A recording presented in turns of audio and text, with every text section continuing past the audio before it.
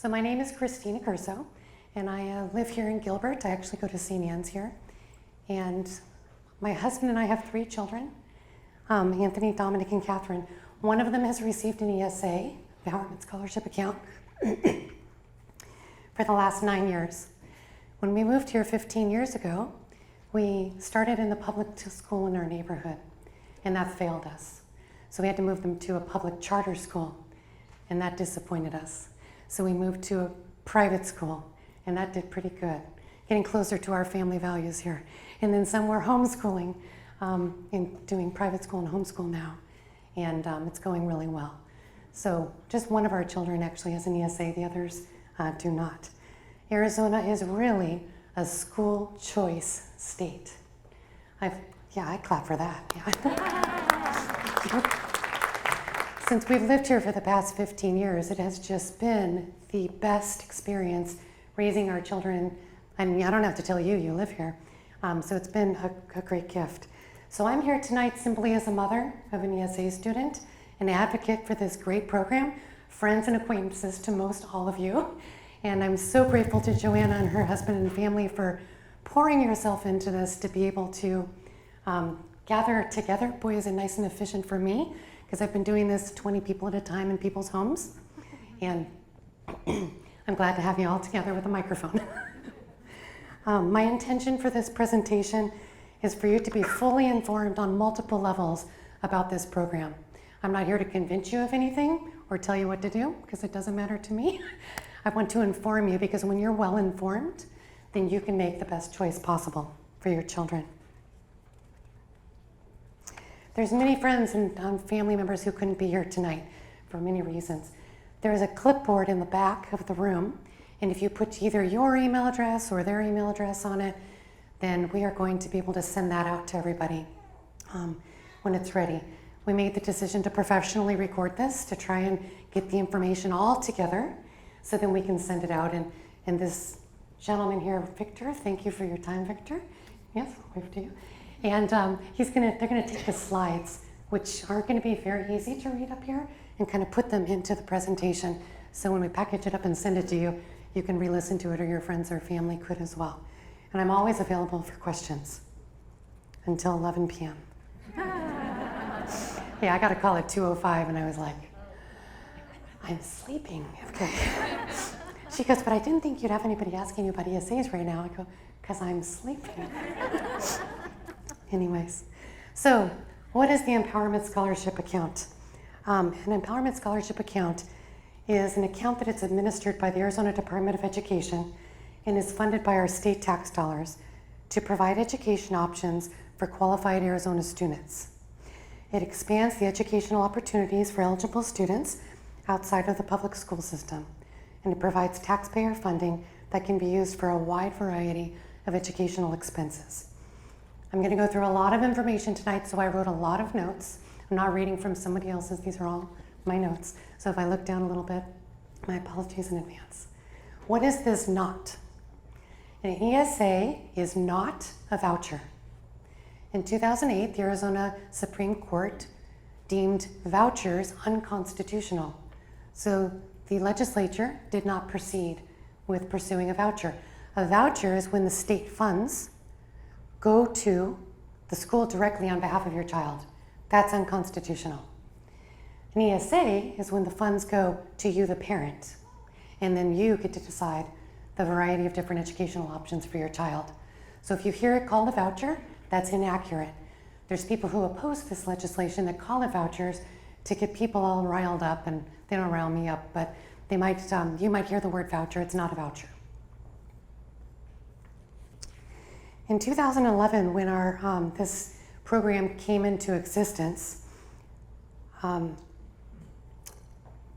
there was a lot of course, there's this battle right at the legislature, there always is. Those who are for school choice and those who are not.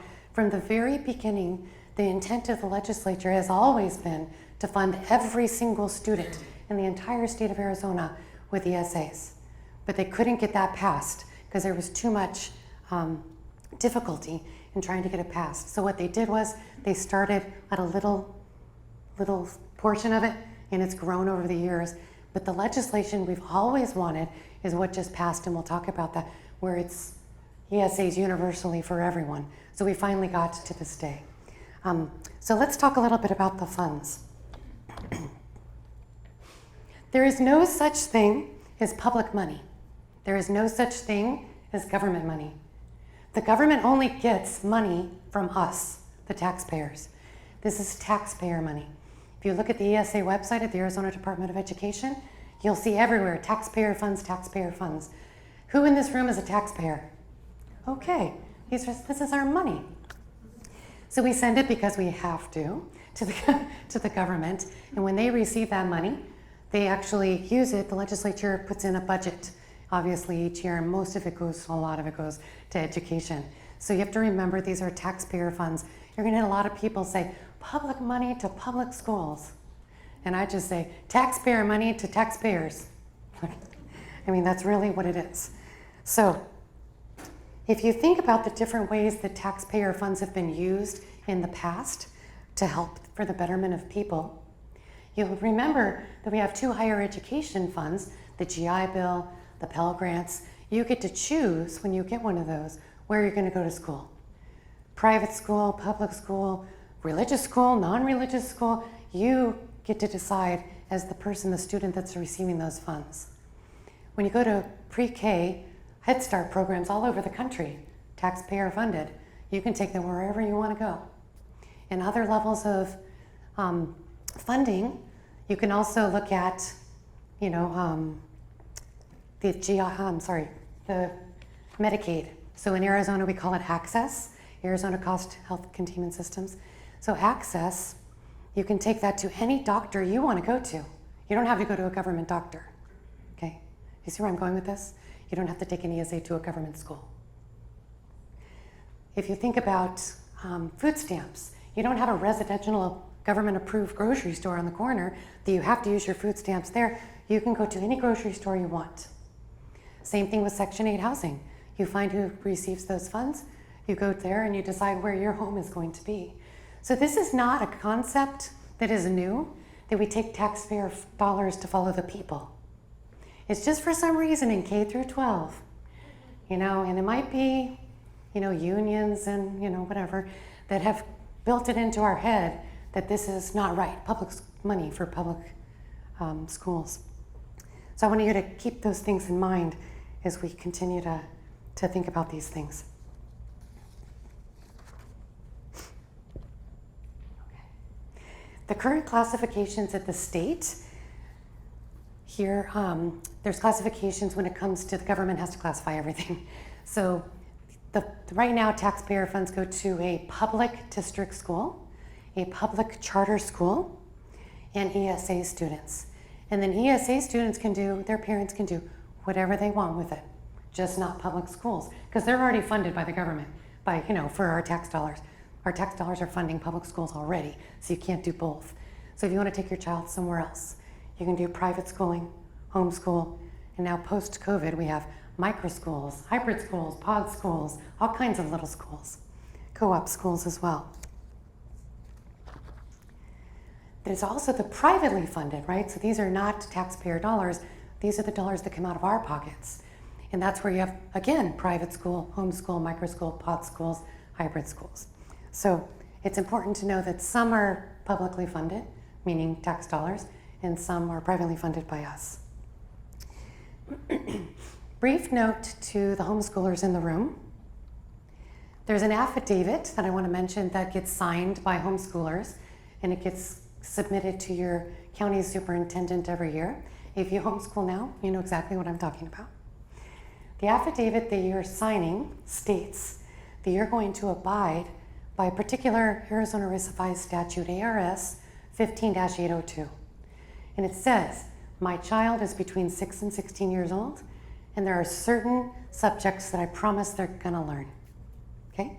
So the reason why you don't have a homeschool affidavit on file with the county when you receive an ESA is because in the contract you sign, you say you're gonna abide by the entire ESA law, which is ARS 15-2402.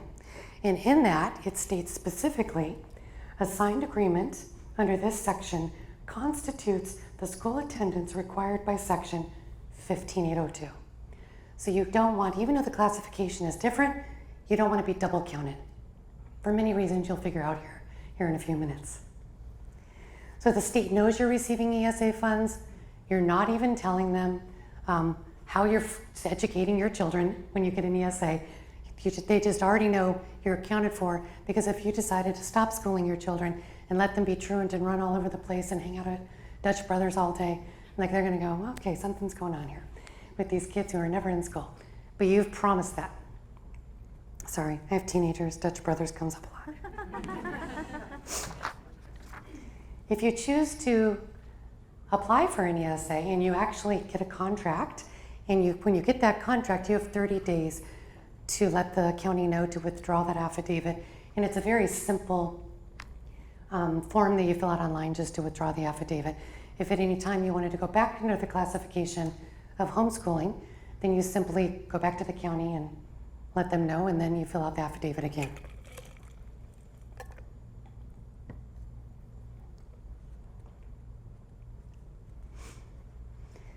So I don't want to be too political, but some of this happens at the legislature, so you're going to have to know a little bit about this. Every year that ESA has come up, since it's been in existence from 2011, every single year there is a whole group that belongs to one party that doesn't like school choice, and they constantly drop bills to end this program. And they go, okay, if we don't want to end it, you don't want us to end it, maybe we can require testing. Maybe we can require you telling me what kind of curriculum, since it's public money. This happens every single year. The same exact people have the same exact bills for homeschooling too, but I don't think you all hear about that very much. So these legislators, they always do this. It's throughout the country. They want to control what happens in a homeschool home and an ESA home. It just happens. So we all have to be very vigilant to make sure we are having our children protected. Even there are some people in particular parties who would say, I'm all for school choice, but we need accountability. So we're going to talk a little bit about accountability of curriculum and funds, but just so you know, it's always something that works through the legislature every year. There's always an ESA, a good ESA bill, where we're always trying to make the program better. But there's also bills that try to demolish our freedom as parents. You're not going to be able to read that, but that's the little section of the Arizona Revised Statute that talks about the section that I just mentioned about attesting to 15802. Let's talk about funding. You're not going to be able to see this, so I'm going to tell you where to find it. But the next 4 slides come from the JLBC, the Joint Legislative Budget Committee at the Capitol. They're the ones that come together and say, how much is this bill going to cost us? And then they put a whole analysis together. And then they share it with those who are making the decisions before they vote. So if you look at this particular slide, in 22-23, a public school student is going to receive $14,326 if they go to a public school, okay? Now, the funding is such that the public school student gets federal, state, and local tax dollars. Federal government sends a bunch of money. The state comes from our tax dollars here at the state. Well, we also give to the federal. And then local are things like your property taxes, or maybe you voted for a bond and override in your community and they've upped it a little bit more. That's the local taxes. So that's what a public school gets, all 3 of those. The JLBC says an ESA student will receive next year $6,966. That money is 90% of just the state portion of the kid in the public schools. So the reason I'm showing you slides is that Christine's not making up these numbers. Everybody uses numbers everywhere. I've seen ESAs will be $6,400. Well, that's old data. That was like 2 years ago. So I'm just showing you this information now, and I will give these slides and information to anybody who would like it, so you can look for it yourself. I like to use real data, like what's really going to happen. But for the sake of our conversation, I'm going to say the public school child will get $14,000, and the ESA is going to get 7. Okay, they're not exact, I know, but I want to just say that for the sake of this conversation. So the only way that a public school loses money by you choosing an ESA is if you have your child in a public school now, public district school or public charter school, you remove your student and you use an ESA. That's the only way. They will not get to $14,326. So you're going to get 90% of just the state funding for an ESA, okay? Tried to kind of like make that as plain as possible so everybody could understand. Now this next slide is really scary, but it's the truth. An ESA award this year is $6,966. A full tuition at ASU is $11,348. And you know what we're sending to our K through 12 public schools? $14,326. The Goldwater Institute's a good organization that put this information out, and if you follow them online at all, you'll be able to see that as they release this information, but my heart just dropped when I saw that. Now, I'm not going to get into anything when it comes to how public schools use their money. If you have an issue with that, feel free to go to your local school board. Let them talk, feel free to speak in your public comment and let them know you'd like to spend it differently. I want you to be able to see the difference of whether or not you think your tax dollars are being used well. Now, when this was enacted in 2011, there were certain categories that we started with. Like I said, they would not do universal ESAs for all. So the list at the top 10 are who's eligible now. We started with special needs. If you have special needs, you can apply for this. You get an IEP, 504, and MET. You can bring it to the state and say, okay, I want an ESA. And then next thing you know, we're doing, if you go to a D or F rated school, you can also do it. And then the next year, now we love our veterans. If you have a parent that's active military who was killed in the line of duty, now you can do it. And now it's adopted in foster care, or it's the state. So it started expanding bigger and bigger throughout the years with a lot of hard work from people like Arizona Federation for Children, Goldwater Institute. There's a lot of organizations that push this on the policy side, but the heart of getting this through are moms and dads. And we'll talk about that in a little bit. So the top 10 are the way the program is right now here today, who's eligible. June 24th, the legislature passed HB 2853. Governor Ducey signed it into law July 7th, and it will be active. You have to give it its 90 days, active on September 24th. On September 24th, the categories will now be a preschool child with disabilities, a kindergarten program, anyone 1st through 12th grade, or anybody who already has it. So if you already on the top ones. The reason why they have to separate those out is the special needs children get a different funding mechanism when they look at the funding differently. So if you have a child, a friend of mine has one with Down syndrome, cerebral palsy, lots of issues. They look at the funding for your local school to see how much money they would be sending to, like, Gilbert. For this child, they would be sending a lot of money for one-on-one education and help in different therapies and things. So this mom, who's a friend of mine, gets $32,000 a year in an ESA. Because then she not only has to teach them, she has to be the organizer of all of the therapies and choosing what's best for her child, okay?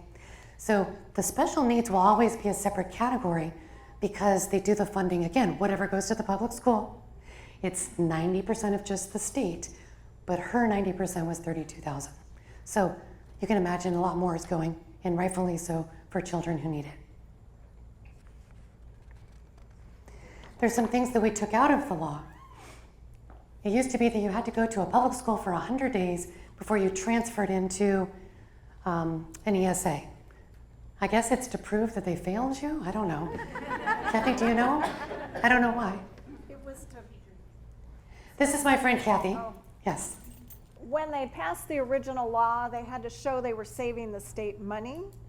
That's right. And you can't save money if you start funding kids that aren't already in the system. So it was to prove they would have been drawing funds from the system, and you're now saving the state that amount of money that you saw there with the 10%, and then the school districts retain all of that extra funding per child, which I think is done on census and then local stuff. But, right.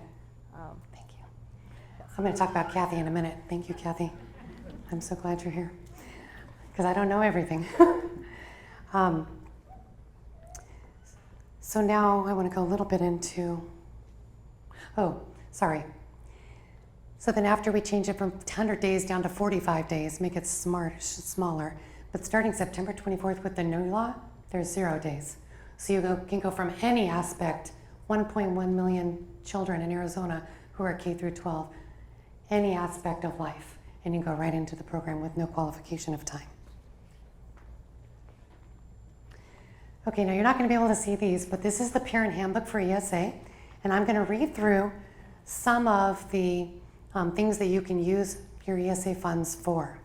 Chapter 2 of the parent handbook talks about just the general use, not special needs use, but general use.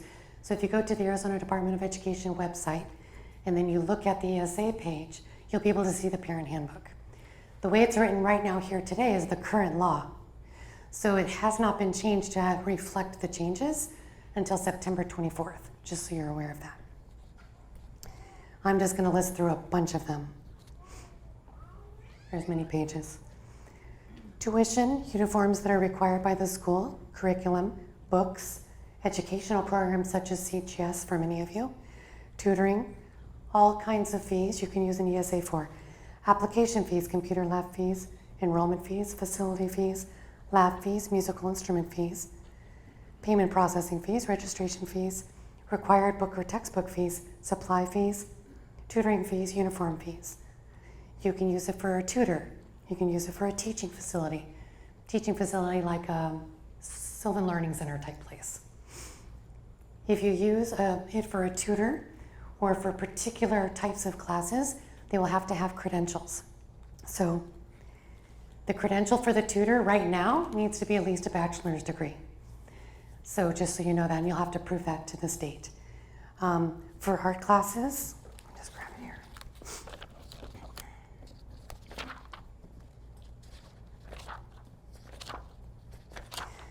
So for art classes, I won't read all the credentials, but there's 3 different credentials you can have. For dance, there's 6 different credentials. Drama, 3 different types of credentials. You just have to have one of each of these. Driver's education, that was a really great one. Yeah, I couldn't teach, sorry, Dominic's in the back going, thanks, Mom. I could not teach my son to drive, my husband and I had a hard time with that. So we used our ESA funds for driving school, and it was really great. It was great. So you have to have certain kinds of credentials for that. Foreign language, 3 different types of credentials you can choose from. Gymnastics, martial arts, music, physical education, swimming, yoga, all kinds.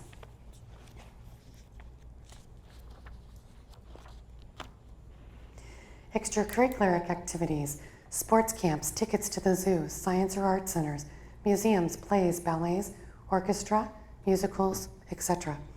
You can do it for a gym membership, individual one, not for the whole family.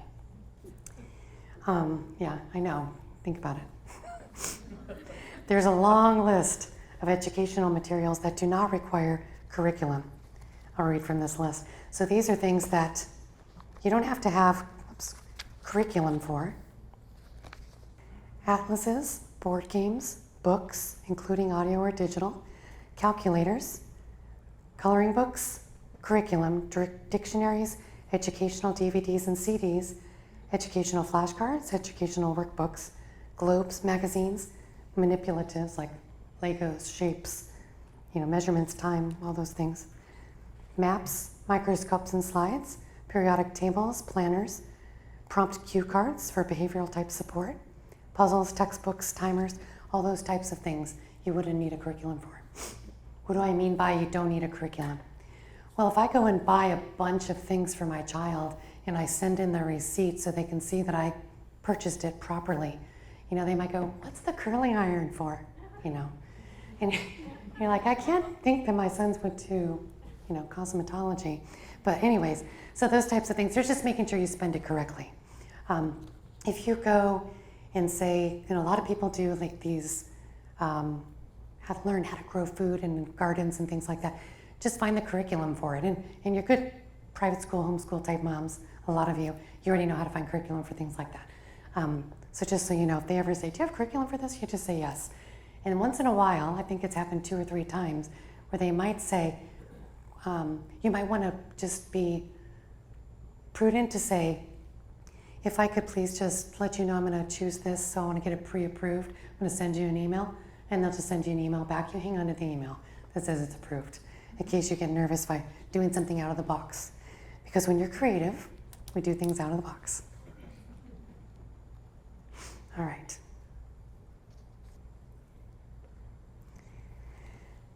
This legislation this year has really been the biggest step to level the playing field for everything a public school child has offered to them. There were a few things that we didn't have in the ability to do in the past that we will now. One, obviously the 0 amount of days before you can apply. Also, you could never use it. Kids get public transportation to school, right? They get to take a bus and things like that. So we added transportation into the bill too. So let me read to you straight from the bill. And also computers, let's see. Public transportation services in this state, including a commuter pass for the qualified student, or transportation network services defined in the particular section. So you could do an Uber, a Lyft, a little dial-a-ride pass in your community. Somebody just asked me today, does it have to be commercial? Yes, it has to be something commercial. I don't know if I want my teenager getting one of those little bird, what do you call those things, electric scooters? But I guess you could. Anyways, I'm not sure if you could. That's something you'd probably have to ask them. But you cannot use it to fill your gas tank or buy a car or anything like that. I know you laugh, but I've been asked many times, especially with the price at the gas pump, We also added computer hardware, technological devices, primarily used for an education purpose. So calculators, personal computers, laptops, tablet devices, microscopes, telescopes, printers, all of those are now going to be acceptable. And then of course we had to put in here what's not acceptable, Xbox and entertainment devices. And for many, many years up till now, you couldn't buy consumables. So you couldn't buy supplies, pens, paper, things like that. But now we crossed that out of the law, now you can. Now if you're like me, before school starts, you'll go out and buy all of your stuff. And it used to be a penny a pack of paper at Staples, right? So I'd buy like 50 of them. No, you gotta be reasonable. You have 7 subjects for your student, you're gonna buy 7, maybe 14, whatever, packs of paper for the year. So you don't just go buy a ton of them just to have them. So you just have to be thoughtful about how you're doing that with those funds, as we all should, because these are taxpayer dollars. We want to be respectful.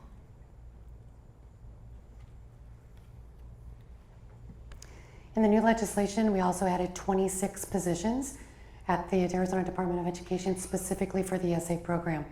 So I've heard from a lot of parents, they're going to be overwhelmed with all of us going to apply.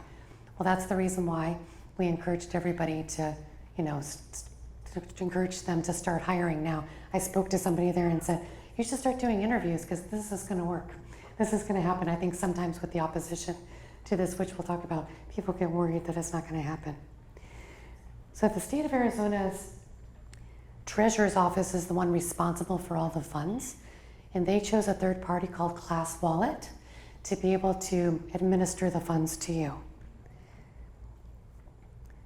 You can have, to have Class Wallet, I know you can't see this very well, but up on the right is just a fake name that was on the website of the ADE.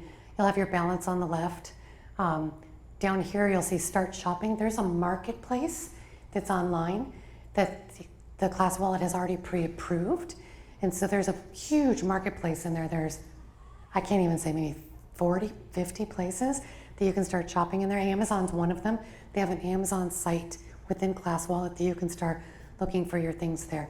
The nice thing about doing that is I don't have to submit a receipt, because if I shop through there, they already know it's approved in what I bought. So I really love that marketplace for that reason. or down here you can pay a vendor.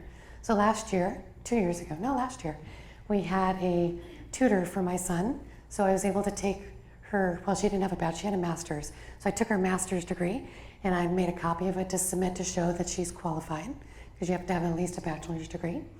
And then she went ahead and got signed up as a vendor in Class Wallet. Now, it was the first time they used Class Wallet, so it was a little sticky the first couple of weeks, but once we got up and running, it was fine. So then she gives me an invoice for the tutoring, his name on it, the date, the subjects that she was able to tutor him with, and then I take that invoice, I go in here, I hit pay vendor, she's already set up. So when I put in, I'm gonna give her $90, whatever it is, that we've agreed to, then within 24 to 48 hours now, it shows right up in her checking account. So it's a lot easier than trying to figure it out outside the system. But you can do it outside the system too, which I'll explain in a minute. I was really nervous the first time I did it because I thought, how much am I supposed to pay her? So I called and I said, to the ESA office, like, how do I pay her? With the funds? But how do I know what to pay her? And that's when they said, you're the parent, you decide. You know her value, you know your child, you know how much money you have. And then I thought, well, she has a master's degree, so maybe I'll go a little higher. So, just kidding. So whatever's reasonable, because you're gonna have to manage these funds for your children. They really do put you in the driver's seat. They've never asked me a single question about it.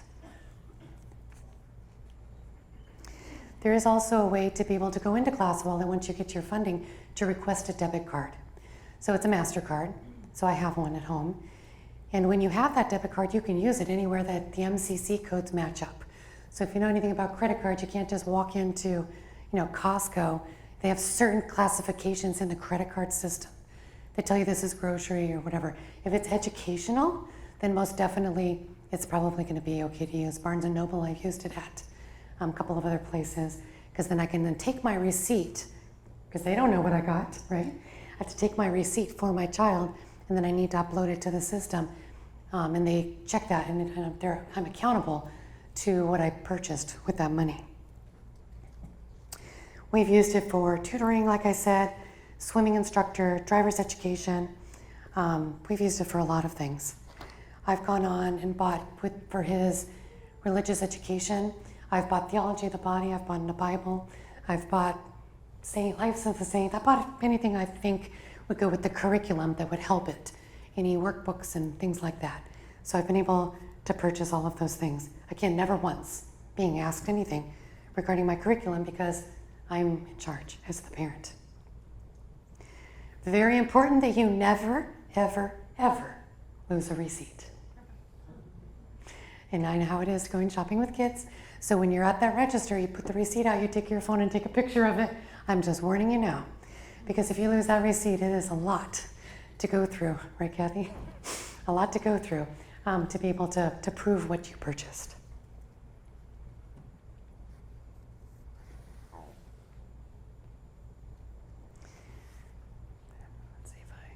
Okay, I want to mention that the Arizona Department of Education has a newsletter that comes out every Friday that you can sign up for. They've been sending out their plans for implementation of the new law, so that's really good to sign up for. The way the funding works is you apply, you get a Universal ESA contract, it'll be about $7,000, and they're going to give it to you quarterly. So each quarter you have to make sure all your receipts are in, where everything's accounted for in Class Wallet, and everything's there by a deadline. You know how it is, July 1, October 1, January 1, April 1, by quarter. So you're gonna put all of your receipts in by the deadline. They literally go through it, I don't know how, they go through it and audit it to make sure nothing's crazy or outstanding. So it's important for them to know that and it's important for you to know, and taxpayers to know, that there's accountability with this program.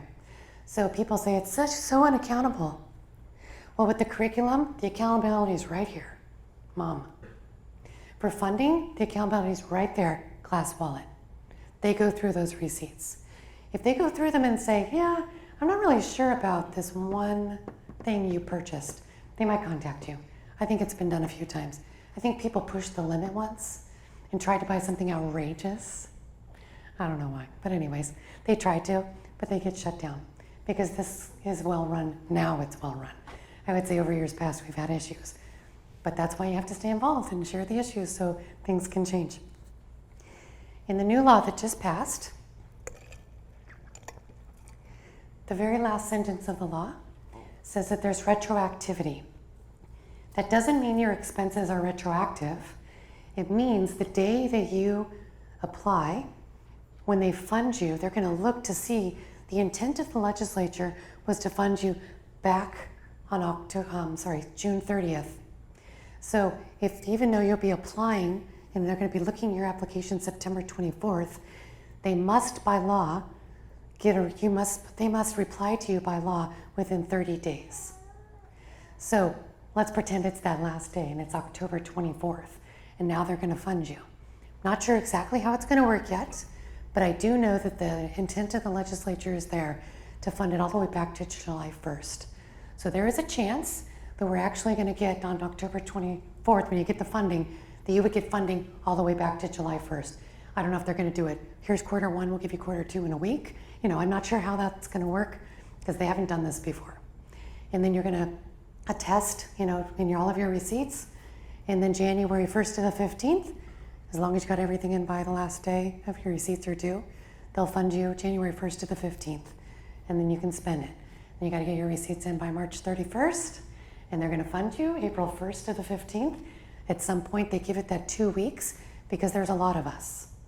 Right now, we have 11,000 people on the program. 3 years ago, we had like 6 or 8. I mean, it's growing. Now, I think we're going to get a whole lot more. So the intention of the legislature is there to fund you back to July 1st. You need to know that, especially if you go to a private school. And maybe they're going to start asking you to start paying now. I do have some advice on that later, so I'll hold that thought. If you don't use all the funds this year, it's okay. You're not going to give them back to the state. They stay with your child, and they'll roll over to the next year. So maybe you use 6,000, and you have 1,000 left. That 1,000 will move forward. You get another. Well, you won't get 7,000 the next year because if they're upping what they're giving the public schools, ESAs are only going to go up. Every time they give more, ESAs get more. So whatever money you get, you just keep rolling over what you don't use. But you are required to use some of it. Otherwise, your account kind of goes inactive. Okay? So it just rolls over all the way till high school graduation. Now, if you haven't used it all and you get to high school graduation, your child graduates from high school, don't jump out of your seats. You can use it for 4 years after that for post-secondary education. After those 4 years, since you're good stewards, whatever is left goes back to the state general fund because they're tax dollars. They're intended for you and your child. They're not intended for any other use.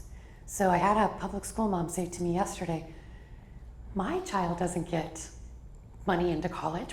Why would you? Well, what happened was several years ago, they were noticing a lot of moms before the end of the week get cut off would say, I'm just going to go buy the college books now. I'm going to buy the college books while I have this money because it was intended for my child. And then they ended up getting the wrong books and not using it wisely. And so the legislature said, let's not play those games. It's meant for the child. Let's let it go into their college years. It can be used for college, trade school, vocational school, life skills school. There's one other. EVIT. And textbooks that are required for those classes. Yes, if you're thinking to yourself, it's too good to be true. I hear that every single day. It is too good to be true, but it's real. And the reason we have it is because we have moms that have been fighting for this from day one to advocate for their kids, and lawmakers willing to pass these laws, and a governor willing to sign the bills. That's really the reason we have it. Administering it and organizing this for yourself is going to be a challenge if you have more than one child. So you can imagine you want to go to the zoo and you want to take your 12 kids. I'm with Catholics, I can say that. You want to take your 12 kids. I should have said I'm with pro-life. There's some that are not Catholic here and you're pro-life, so I'll say that. You want to go to the zoo. Do you literally want to get out that debit card, one for each child, to be paying for. Wait, don't run over and see the giraffe yet. Hold on, that would be nuts. If you're smart, you'll go online the day before and spend an hour. This child, this ticket online. Here's my zoo ticket. Here's my receipt. There's the card. The next child, right? You can't have all your family together on one receipt. So you need to be able to keep very organized, separate receipts, separate children. I see some moms that I know very well organizing in their heads already. I will not look at you right now. Becky and Caroline, yeah. Okay. So you only have to apply once. They're going to offer you a contract every summer. So you go through the application process, and it doesn't matter if what your zip code is, how much money you make. The legislature just passed this for everybody. Now, if you're happy with your child in a public school and it's doing well and they're thriving, then don't move them, right? If you're happy in your charter school, if you're happy the way you are because you make $500,000 a year, you don't need this funding and you don't want to tap into the resource, it's okay. But just remember, these are your tax dollars, so feel free to use them. Every year you're going to get a contract. And when you get that contract, you relook at it. Do I want to do this again? July 1 to June 30th. So the program changes each year, only gets better in my opinion. It's been around for 11 years and I don't think we've had any bad bills that have passed. We've always wanted more in the bills, but we always, got to compromise sometimes. So you have to look at what the legislature does. Yes, you have to pay attention. Or call me, either one. No, just pay attention. What did I just say? My husband's like, please just pay attention. So you pay attention. You go, there's the ESA bill. Let's see what's going on with that bill. And you can kind of watch. Everything's online. You can watch testimony. You can hear what's happening with it. You can read amendments. All of it's online. You don't even have to leave your house. So you can see what's changing. Let's pretend next year they decide that they're going to require testing of our children. Well, then guess what? The legislature ends in May or June. You get your contract, and whatever the governor signed into law, I don't like it, you don't sign up. Trash. Done. It's as easy as that. So if you fear the government, which a lot of people do, on a state level, right now the people we've had in office, and the majority that we've had in office, has kept this program thriving. So if you're not down there watching them and you're not down there holding them accountable like my family does, you may not trust that. But I promise you, they listen. Right, Kathy? They listen. They really do. And so when you get up there and you're only helping them by going down and testifying, which is very easy. I think I was talking about Christina about this earlier. It is very easy to be able to go down and testify. And if you want me to come with you, well, I'll probably be there already. I'll go with you. It's simple. You just go up and you tell them your kid's story and why this is working for them and why these funds that belong to us already is allowing your child to be the person they were created to be. And we can also finally keep our money and put it in our own gas tanks. Not the ESA funds. I meant, So there's not been any, we've watched diligently for the 9 years we've been in the ESA. And I have not jumped into the ESA realm publicly because I saw so many moms fighting for it. I just stayed behind the scenes at my own little, y'all know what I advocate for. My big issue is I stay behind that and I work with that. And then I realized, why am I letting these other moms do this? I need to jump into. And so after 9 years of watching no accountability for curriculum except for me, and the state funds being properly done, I'm thinking, there's no strings attached here. There really aren't. And we don't want them to be either. There's been a fear that those who go to private schools, that the principals and the administration of the private school might raise tuition, right? I see a lot of head shaking. You might have that fear, but remember, this is the free market. If they can raise their tuition, that's fine. You can go over here and you can tell them that. So if you think your tuition now is $5,000 and you want it to be $6,966 this year, you can simply say to them, just let us know up front before we sign up to come to school this year. Because if you're going to do that, we can go somewhere else. That's what I would do. And they would be taking a chance on that. You have to remember, a lot of our schools are underfunded, even private schools are underfunded. So if they raise it a little bit, fine, whatever, but you get to decide whether or not that's right for your tax dollars and your child. I've helped write about 15 different letters to 15 different private schools, depending on the family's situation, saying, could you please put our account on hold? If you can just put our account on hold for the next 3 months, we promise you, if we don't get the ESA and it's not funded, we'll go back and pay for these months. We promise, with cash. And if you say no to that, would you be willing to take this ESA money and refund me my cash that I've paid for the first few months of school, right? That's one way to do it. Some of you might have a lot of state tuition tax credit with your STO. Does anybody here use STOs? Oh gosh, a lot. Okay, so did we. Not with our ESA child, but with the other ones. You have to use an ESA or tuition tax credit. You can't use both for the same child. Maybe we can change that in legislation next year. That's our plan. But for now, it's not in there. So you can just do ESA or just tuition tax credit. There's one mom that I talked to the other day when I helped her write her letter.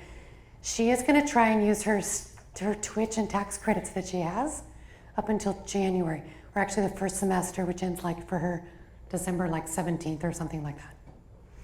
She's going to end that day of school in December 18th, splitting the semesters, apply for an ESA. And then when you get to your ESA, 30 days, you'll hear by about January 16th or 18th or so. And then they have a couple weeks to fund you. So then you can tell them, hang on, I'm getting my ESAs for the rest. If your school will not allow you to do that, talk to me.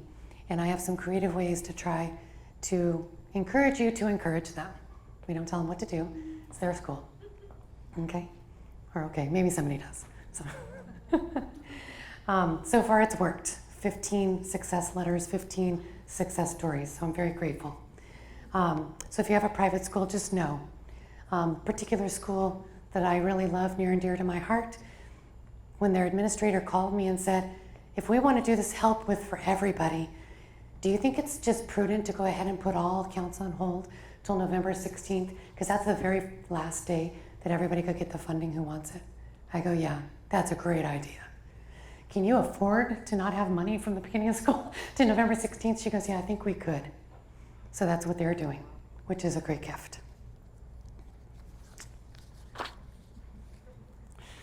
Sorry. So like I mentioned, we have to be vigilant to watch what's happening at the legislature to know whether or not this program changes. I really encourage you to all go home and type in your Google search ARS, Arizona Revised Statute, 15-2402. That is the ESA law as it stands today. This is the law you're going to have to read before you attest to sign to it, although they'll change it a little bit because of the new law, the new legislation, but that's the law. That law is here today, like I said, because of vigilant moms and dads and lawmakers who are willing to support this. In 2011, this mom stood up before the legislature and said she really wants an ESA for her child and told her whole story. It'll bring you to tears. All of this is online if you want to watch it. It's so easy to find. My friend Kathy, who is with us here today, this is from 2013. I rewatched it last night, Kathy. It made me cry. The story. Stand up. This woman is one of the reasons why the program is so great today. Honestly. Thank you.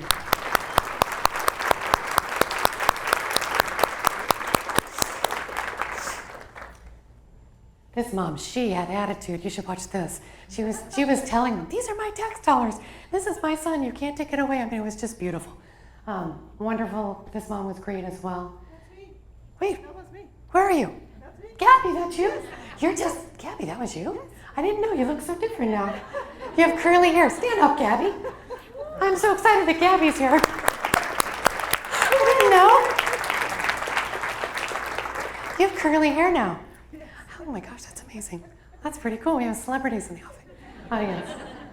Okay, so now you can see even the yes ESAs. So now moms are getting organized, right? So you put the label, the stickers on.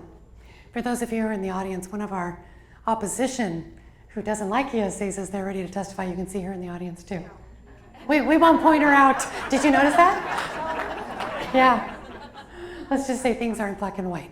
Okay. My friend Christine, we'll cut that out of it. Yeah. My friend Christine, who couldn't be here tonight, she lives way on the other side of the West Valley.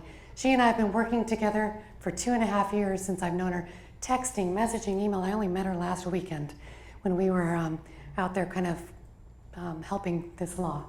Anyway, she's great. There's me, 2020. And then this dad was amazing. His 2 kids who are here in Mass, he comes here in 2021 and says, my public schools totally failed me during the pandemic. So I took my kids out and I got him on ESAs because he didn't know he qualified. And then he went to say he goes to work till 4 p.m. every day. He gets home and teaches them all night himself. He's just a fabulous dad with a great story. And then this pastor, I had to put him on here, Pastor Drew. He's just a hoot and a holler. But he gets out there and advocates for the kids in South Phoenix.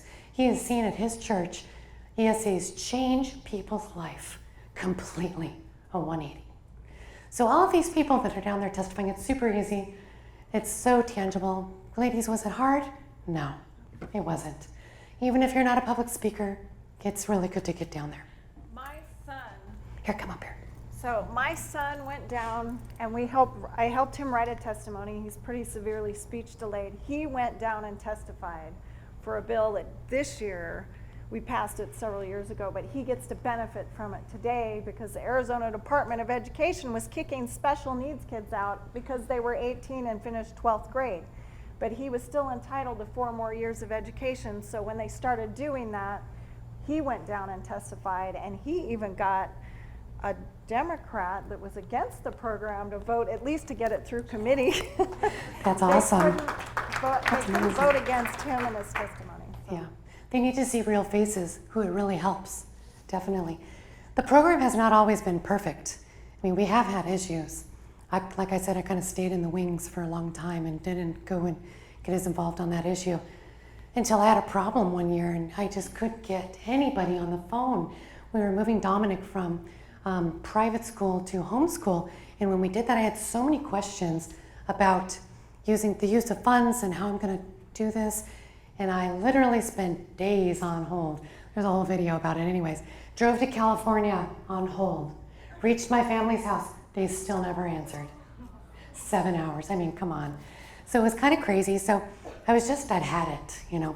So I thought, all right, I'm gonna go down to the State Board of Education because they're meeting, and the superintendent of public instruction, who hates the ESA program, she was on the, here, I'll show you the picture. Here it is. So I forgot I had the picture until right now. So here's my son and I. He's much taller now. Talking to the State Board of Ed. Some of them were on the Zoom. But I looked her right in the face and said, could you please call me? Like, I've been on the phone this many times for this many hours. I just have questions. You don't have to call me. Have somebody call me.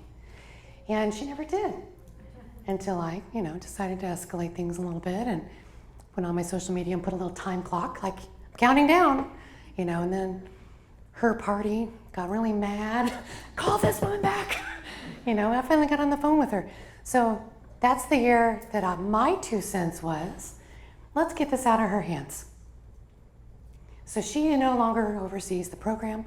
The whole State Board of Education does. So she's one of 10 rather than one person with the whole thing.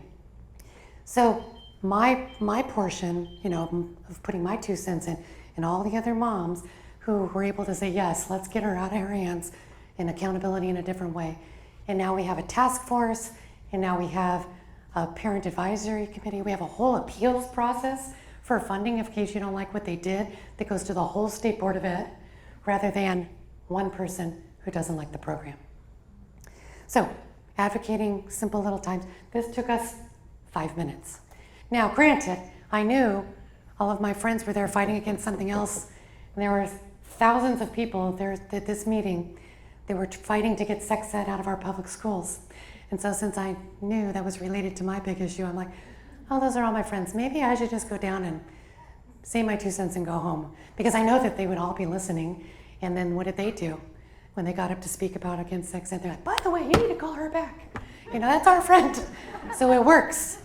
People hear you when it gets amplified. You know, we have to be strategic. My approach to this situation, my approach to politics in general, is biblical. To be as innocent as a dove and as sly as a serpent. When it comes to working with the government, that's what we need to do.